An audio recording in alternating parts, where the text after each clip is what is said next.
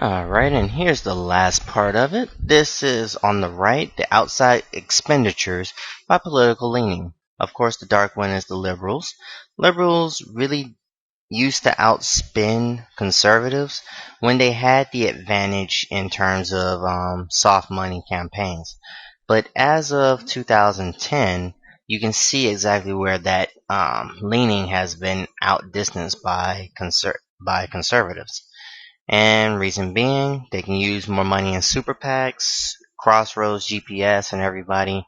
Um, as I said before, McCain and Feingold had a lot of um, fight with Trent Lott, Tom Daschle. Is very similar to how Mitch McConnell really didn't enjoy corporate expenditures and led to Buckley v. Valeo. But as you can see, the share of outside spending for foreign against candidates really took off in 501c4s or 501cs because of those super PACs like Crossroads GPS and everything. They can spend a lot more money than even super PACs can. So, of course, in 2010, that really made a significant difference. Unfortunately, Mitch McConnell um, has an encyclopedic knowledge and mastery of congressional procedure, and he wanted to smash McCain-Feingold to bits. Now, what he would essentially do he changed McConnell, he went and took on McConnell, the FEC with McConnell, and while he would lose that fight, what he would actually end up doing is winning on in some other avenues. Now, in 1998, the FEC launched probes into Newt Gingrich's political slush fund, GoPac, and Pat Robertson's Christian Coalition. Um, but what Mitch McConnell would do was essentially fire Larry Noble. How he would do that? He wrote an amendment essentially firing him and slipped it into a $27 billion funding bill for the Treasury Department, Postal Service, and other federal agencies. So, of course, Democrats actually howled in protest over this, so they called McConnell's amendment an attempted lynching. Of course, McConnell denied specifically targeting Noble, but, the proof is in the pudding. Come on now. What they actually did was they vowed to block the Treasury and Postal bill until Noble was safe. Millions in funding for anti-cybercrime efforts, the DARE anti-drug campaign, and an entire fleet of Black Hawk helicopters were in limbo. So, it's just amazing. Now, what McConnell would also do was he helped to reshape the six-member FEC by exerting control over the nominating process. If they were not Republicans that agreed that the FEC should not be regulating, then that's why the FEC has essentially had its 3-3 deadlocks.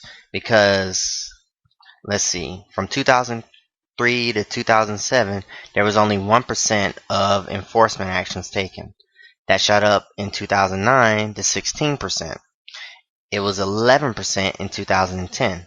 So in 2008, the FEC was entangled, so it lacked the minimum 4-person quorum to even function. What would go on to happen, McConnell versus FEC was upheld, nearly all of the law, but James Bopp Jr.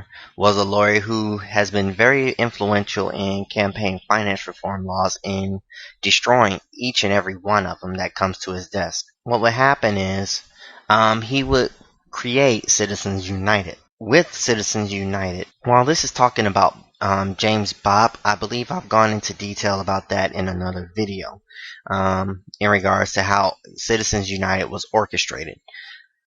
What would happen is that essentially James Bopp read the 300-page decision and they said, not yet. When John Roberts gave that signal, he waited for Sandra Day O'Connor to be replaced with Justice Alito. And what that would do is that would set up Citizens United. Now, here on the right-hand side, we also have Hammer Time, which is about Tom DeLay, who snuck around the ban on corporate donations by funneling them through the Republican National Committee back to Texas Republicans. So he was convicted of money laundering and sentenced to 3 years in prison while condemning the criminalization of politics. So he's out on bail while appealing.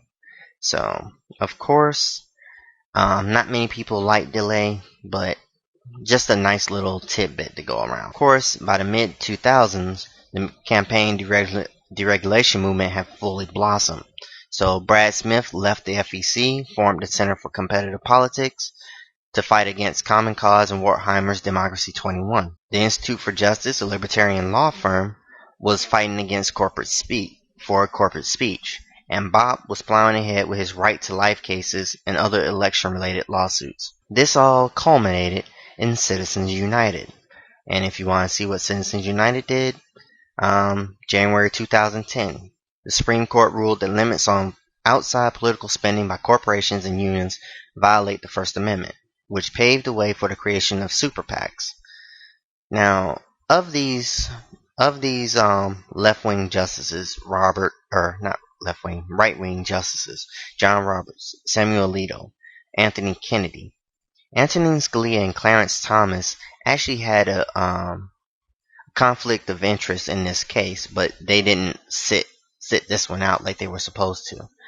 And of course, James Bopp had been fighting against Citizens United for as long as possible. And of course, President Obama lambasted the High Court for having reversed a century of law that I believe will open the floodgates for special interests, but who really cares?